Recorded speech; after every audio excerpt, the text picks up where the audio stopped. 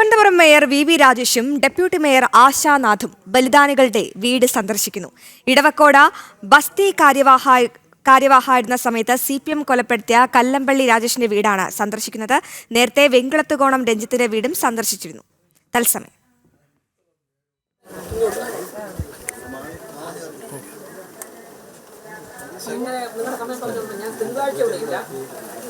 നാളെ ഫുള്ളുണ്ട്. ഇന്ന് നമുക്ക് കുറച്ച് അഡ്ജസ്റ്റ് ആയി. ഇന്നിപ്പം നടക്കുന്നില്ല, തിങ്കളാഴ്ചയല്ല. എൻ്റെ വീട് തന്നെ നഷ്ടപ്പെടേണ്ട അവസ്ഥയിലാണ്. അതുകൊണ്ടാണ് ഞങ്ങളിങ്ങനെ ഇവിടെ താമസിക്കുന്നത്. 8 വർഷം മുമ്പ് എൻ്റെ മോൻ മരിച്ചിട്ട്.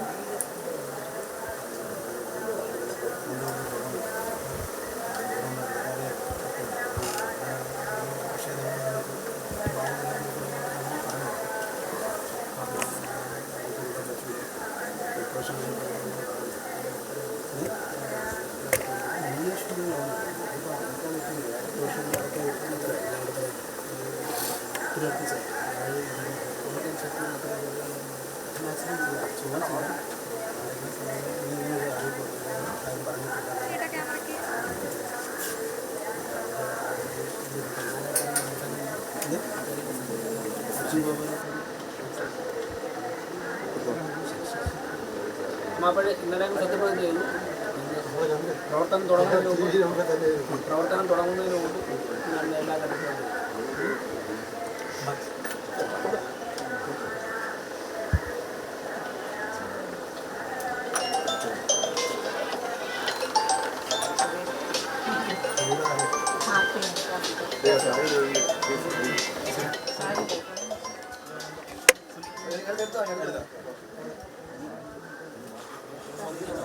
അങ്ങോട്ട് കൊടുക്കല്ല.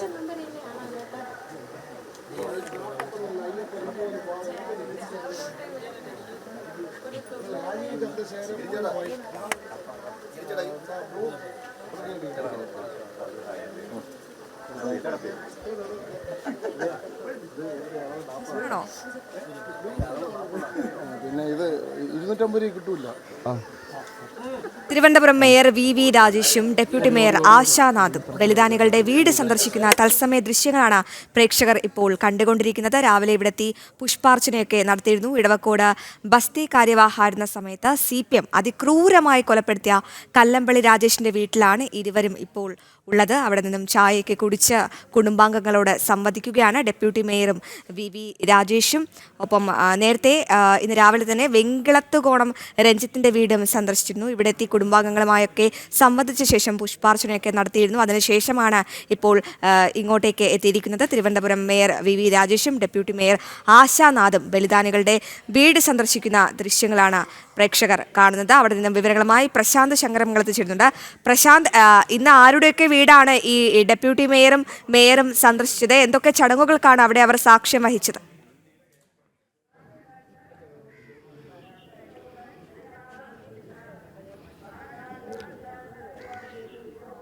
അശ്വതി, ഈ ഓരോ ബലിദാനികളുടെയും വീടുകൾ സന്ദർശിക്കുന്ന സന്ദർശനമാണ് ഇപ്പോൾ പുരോഗമിച്ചു കൊണ്ടിരിക്കുന്നത്.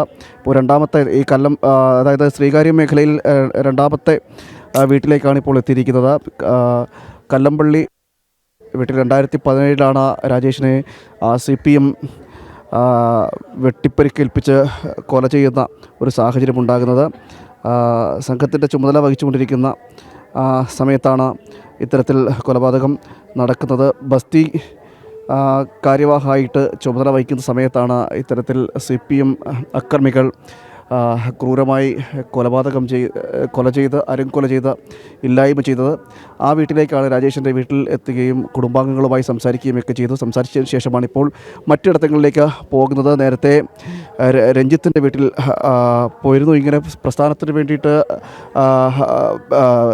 ബലിദാനം ചെയ്ത സ്വന്തം ജീവനും ജീവിതവും എല്ലാം സമർപ്പിച്ച ഓരോ വ്യക്തികളെയും ഓരോ പ്രവർത്തകനെയും ഓർത്തെടുത്തുകൊണ്ടാണ് മേയർ വി രാജേഷും ഡെപ്യൂട്ടി മേയർ ആശാനാഥും വീടുകൾ സന്ദർശിക്കുന്നത്. ഓരോ മേഖലകളിലും സന്ദർശനം നടത്തിക്കൊണ്ടിരിക്കുകയാണ്. സന്ദർശനം ഇങ്ങനെ പുരോഗമിച്ചു കൊണ്ടിരിക്കുകയാണ്. ഒരാളെപ്പോലും ഓർത്തെടുക്കാതെ കടന്നു പോകാൻ കഴിയില്ല എന്നതാണ് സന്ദേശം കൂടിയാണ് ഇപ്പോൾ പങ്കുവയ്ക്കുന്നത്. അതായത് ഈ ഒരു നിമിഷം ഇങ്ങനെ ഓരോ പ്രവർത്തകരെയും ഓർത്തെടുത്തുകൊണ്ട് ഓരോ പ്രവർത്തകരെയും പ്രസ്ഥാനത്തിന് വേണ്ടി ജീവനും എല്ലാം സമർപ്പിച്ച ഓരോ പ്രവർത്തകരെയും ഓർത്തെടുത്തുകൊണ്ട് അവരുടെ എല്ലാം ഈ ത്യാഗപൂർണ്ണമായിട്ടുള്ളൊരു ജീവിതമാണ് ഇത്തരത്തിൽ നിലവിലെ ഈ ഒരു നിലയിലേക്ക് പാർട്ടിക്ക് എത്താൻ കഴിഞ്ഞത്, പ്രസ്ഥാനത്തിലെത്താൻ കഴിഞ്ഞത്, തിരുവനന്തപുരം പോലൊരു വലിയ നഗരത്തിൻ്റെ ഭരിക്കുന്ന നിലയിലേക്ക് എത്താൻ കഴിഞ്ഞതെല്ലാം ഇത്തരത്തിലുള്ള പ്രവർത്തകരുടെ എല്ലാം ഒരു ജീവിതവും എല്ലാം സമർപ്പിച്ചതാണ്. ആ സമർപ്പണത്തിൻ്റെ കൂടി ത്യാഗപൂർണ്ണമായിട്ടുള്ളൊരു ജീവിതത്തിൻ്റെ കൂടിയൊക്കെ ഫലമാണ് ഇങ്ങനെ സംഭവിച്ചിരിച്ചത്. അതുകൊണ്ട് തന്നെ ഇവരെ എല്ലാവരെയും ഓർത്തെടുത്തുകൊണ്ടാണ് ഇപ്പോൾ കടന്നു പോകുന്നത്. ഇപ്പോൾ രണ്ടാമത്തെ വീടാണ് സന്ദർശിച്ചുകൊണ്ടിരിക്കുന്നത്, കല്ലമ്പള്ളിയിലെ രാജേഷിൻ്റെ വീട്. രണ്ടാമതല്ല, മൂന്നാമത്തെ വീട്. അതായത് രഞ്ജിത്തിൻ്റെ വീട്ടിൽ പോയി, പിന്നെ ഗംഗാരേട്ടൻ്റെ വീട്ടിൽ പോയി. ഗംഗാരേട്ടൻ 1987 ഗംഗാരേട്ടൻ 87 വീട്ടിനകത്ത് കയറിയാണ്. അന്ന് CPM ഒരു കാക്ക പോലും CPM ഏരിയ സെക്രട്ടറി പറയണം എങ്ങനെ പറക്കണമെന്ന്. ആ സമയത്ത് പ്രവർത്തിച്ച ആളായിരുന്നു ഗംഗാരേട്ടൻ. അദ്ദേഹത്തിൻ്റെ വീട്ടിൽ കയറി വെട്ടിക്കൊലപ്പെടുത്തി. അതോടൊപ്പം തന്നെ അദ്ദേഹത്തിൻ്റെ ഭാര്യയ്ക്ക് പരിക്കേറ്റു. അവർ ICU യൂണിറ്റിലായിരുന്നു. അപ്പോൾ അത്രത്തോളം ത്യാഗം സഹിച്ച് പ്രവർത്തിച്ച പ്രവർത്തകരാണുള്ളത്. ഗംഗാരേട്ടൻ്റെ വീട്ടിൽ പോയി, അതിനുശേഷം രഞ്ജിത്തിൻ്റെ വീട്ടിൽ, പിന്നെ ഇപ്പോൾ നമ്മൾ നിൽക്കുന്ന കല്ലമ്പള്ളി രാജേഷിൻ്റെ വീട്ടിലാണ്. രാജേഷ് എടവക്കോട് BJPക്കും സംഘത്തിനുമൊക്കെ നല്ല ശക്തിയുള്ള സ്ഥലമാണ്. പക്ഷേ അവിടെ അന്ന് ഗവൺമെൻറ് CPM പൂർണ്ണ സഹായത്തോടെ ഉള്ളൊരു കൊലപാതകമാണ്, ക്രൂരമായ പൈശാചികമായ കൊലപാതകമാണ്. BJPയുടെ ദേശീയ നേതൃത്വം ഉൾപ്പെടെ ഇടപെട്ടിരുന്നു ഈ വിഷയത്തിൽ. തീർച്ചയായിട്ടും അവരുടെയൊക്കെ തന്നെ രാജേഷിൻ്റെയും രഞ്ജിത്തിൻ്റെയും ഗംഗാരേട്ടൻ്റെയും ഉൾപ്പെടെയുള്ള പ്രവർത്തകരുടെ, ഞാൻ രാവിലെ പറഞ്ഞില്ലേ, സ്വപ്നമാണ് സാക്ഷാത്കരിച്ചിരിക്കുന്നത്. ഇനി ഇവിടെ നിന്ന് തുടങ്ങുകയാണ്. ഞങ്ങൾക്കിനി ഒരുപാട് ലക്ഷ്യങ്ങളുണ്ട്. തീർച്ചയായിട്ടും അങ്ങനെയുള്ള ഇന്നലെയൊക്കെ ഞങ്ങൾ പറഞ്ഞതുപോലെ ആയിരക്കണക്കിന് ധീരദേശാഭിമാനികൾ ഒന്നും പ്രതീക്ഷിക്കാതെ പടുത്തുയർത്തിയ ഒരു പ്രസ്ഥാനം ഇന്നും ഇപ്പോൾ ആശാനാഥും ഗിരിയും ഞാനും സ്വാതിയും ചെമ്പഴന്തിയും ഒക്കെ തന്നെ, ഇപ്പോൾ സുനിലൊക്കെ തന്നെ ജനങ്ങളുടെ ഇടയിൽ ജനപ്രതിനിധികളായി നിൽക്കുകയാണ്, അറിയപ്പെടുന്നുണ്ട്. പക്ഷേ ഇതൊന്നും അറിയപ്പെടാതെ എൻ്റെ ഇപ്പോൾ തൊട്ടടുത്ത് രാജേഷിൻ്റെ സഹോദരനാണ്. ഇപ്പോൾ അടുത്തൊക്കെ നിൽക്കുന്നവരൊക്കെ തന്നെ നിസ്വാർത്ഥരായ ആയിരക്കണക്കിന് പ്രവർത്തകരുടെ കഷ്ടപ്പാടിൻ്റെ ഫലമാണ് ഇന്ന് BJP നഗരഭരണത്തിലെത്തിയിരിക്കുന്നത്. ഞങ്ങൾ അവരെ കണ്ട് അവരുടെ വീട്ടിൽ വന്ന് നമസ്കരിച്ചിട്ടാണ് ഞങ്ങൾ തുടങ്ങുന്നത്. ഈ വ്യക്തികളെ ഇല്ലായ്മ ചെയ്താൽ പ്രസ്ഥാനത്തെ ഇല്ലായ്മ ചെയ്യാൻ കഴിയുമെന്ന CPMൻ്റെ നയം, അത് ആ നയം തന്നെയാണല്ലോ CPM ഒരു മൂലയ്ക്കാക്കിയിരിക്കുന്നത്. ഒരു സംശയവും വേണ്ട. CPMൻ്റെ ഈ അക്രമ രാഷ്ട്രീയം, അഴിമതി രാഷ്ട്രീയം, കൊലപാതക രാഷ്ട്രീയം, അതിനെ അവർ ഇന്ത്യയുടെ രാഷ്ട്രീയ ഭൂപടത്തിൽ നിന്ന് തന്നെ CPM ദുർബലമാകുന്ന, ഇല്ലാതാകുന്ന ഒരു കാലഘട്ടം, ഒരു സംശയവും വേണ്ട. നന്ദിഗ്രാമിൽ നിന്നാണ് പശ്ചിമ ബംഗാളിലെ രാഷ്ട്രീയ മാറ്റത്തിന് തുടക്കം കുറിച്ചതെങ്കിൽ തിരുവനന്തപുരത്ത് നിന്ന് കേരളത്തിലെ രാഷ്ട്രീയ മാറ്റത്തിന് തുടക്കം കുറിച്ചിരിക്കുകയാണ്. CPMന് ബദലായി BJP മാത്രമേ കേരളത്തിലുള്ളൂ. ഒരു ഓൾട്ടർനേറ്റീവ് BJP ആണ് എന്ന് കേരളത്തിലെ പൊതുസമൂഹം അംഗീകരിച്ചാണ് തലസ്ഥാന നഗരിയിൽ കണ്ടത്. ഇനി എങ്ങോട്ടൊക്കെയാണ് സന്ദർശനം? ഇന്നിപ്പോൾ ഞങ്ങൾ ബലിദാനികളുടെ ഇനിയൊരു ചില വീടുകൾ കൂടി തിരുവനന്തപുരം ജില്ലയിൽ പൂർത്തിയാക്കുവാനുണ്ട്. പക്ഷേ അതിന് മുൻപ് കോർപ്പറേഷൻ്റെ ഭരണ സമിതിയുമായിട്ട് ബന്ധപ്പെട്ട് ചില കാര്യങ്ങൾ ചർച്ച ചെയ്യാൻ വേണ്ടി ചില മീറ്റിങ്ങുകളുണ്ട്. 12 മണിക്ക് മീറ്റ് ദ പ്രസ് ക്ലബ്ബിൽ പത്രപ്രവർത്തകർ സംഘടിപ്പിച്ചിട്ടുണ്ട്. അതിനെ തുടർന്ന് ഉച്ചയ്ക്ക് ശേഷമോ അല്ലെങ്കിൽ നാളെയോ മറ്റുള്ള സ്ഥലങ്ങളിൽ പോകും മാധ്യമപ്രവർത്തകരെ അറിയിക്കും. ഓക്കെ, അതുതന്നെയാണ് ശ്രുതി. വലിയ സന്ദേശം കൂടിയാണ് ഇതിലൂടെ നൽകുന്നത്. ഓരോ ബലിദാനികളുടെയും വീടുകൾ സന്ദർശിച്ചുകൊണ്ട്, ഇന്ന് മൂന്നാമത്തെ വീടാണ് ഇപ്പോൾ സന്ദർശിച്ചിരിക്കുന്നത്. ഇങ്ങനെ ഓരോ ബലിദാനികളുടെയും വീടുകൾ സന്ദർശിച്ചുകൊണ്ട് നൽകുന്നൊരു സന്ദേശം, ആ ഒരു സന്ദേശം വലുതാണ്. കാരണം ഇവരെ ആരെയും ഓർക്കാതെ കടന്നു പോകാൻ കഴിയില്ല എന്നൊരു സന്ദേശം നൽകുന്നു. അതോടൊപ്പം തന്നെ മുൻപ് കടന്നുപോയ വഴികളിൽ പ്രസ്ഥാനത്തിന് വേണ്ടി ജീവത്യാഗം ചെയ്തവരെ എല്ലാവരെയും ഓർക്കുകയാണ്. അതോടൊപ്പം തന്നെ മറ്റൊരു കാര്യം എന്ന് പറയുന്നത്, തിരുവനന്തപുരം നഗരത്തിൻ്റെ മേയറായി സ്ഥാനം ഏറ്റെടുത്തതിന് ശേഷമാണ് ആദ്യത്തെ സന്ദർശനമാണ്. ങ്ങളുടെ വീടുകൾ സന്ദർശിക്കുകയാണ്. അത് നൽകുന്ന സന്ദേശം എന്ന് പറയുന്നത്, അതായത് ഇത്തരത്തിൽ CPMൻ്റെ കൊലക്കത്തിക്കിരയായിട്ടുള്ള CPMൻ്റെ അക്രമ രാഷ്ട്രീയം, ഓരോ പ്രവർത്തകനെയും ഇല്ലായ്മ ചെയ്താൽ പ്രസ്ഥാനത്തെ ഇല്ലായ്മ ചെയ്യാൻ കഴിയുമെന്നതാണ് CPMൻ്റെ നയം. അതുകൊണ്ട് തന്നെ ഓരോ ഇടങ്ങളിലും, സംസ്ഥാനത്തിൻ്റെ ഓരോ ഇടങ്ങളിലും, ഏതൊക്കെ സ്ഥലങ്ങളിലാണോ നമുക്കറിയാം, ഏറ്റവും കൂടുതൽ ഇത്തരത്തിൽ പ്രവർത്തകർ നഷ്ടപ്പെട്ട സ്ഥലങ്ങൾ വേറെയുണ്ട്, ഒരുപാട് സ്ഥലങ്ങളുണ്ട്. കണ്ണൂർ അടക്കമുള്ള സ്ഥലങ്ങളുണ്ട്. അങ്ങനെ പ്രവർത്തന സ്വാതന്ത്ര്യം നിഷേധിച്ചുകൊണ്ട് പ്രവർത്തിക്കാൻ കഴിയാത്ത രീതിയിലേക്ക് പ്രവർത്തകരെ ഇല്ലായ്മ ചെയ്തുകൊണ്ട്, നരഹത്യ നടത്തിക്കൊണ്ട് പ്രസ്ഥാനത്തെ ഇല്ലായ്മ ചെയ്യാം എന്ന ഒരു നയം CPMൻ്റെ ഭാഗത്തുനിന്നുണ്ടായിരുന്നു.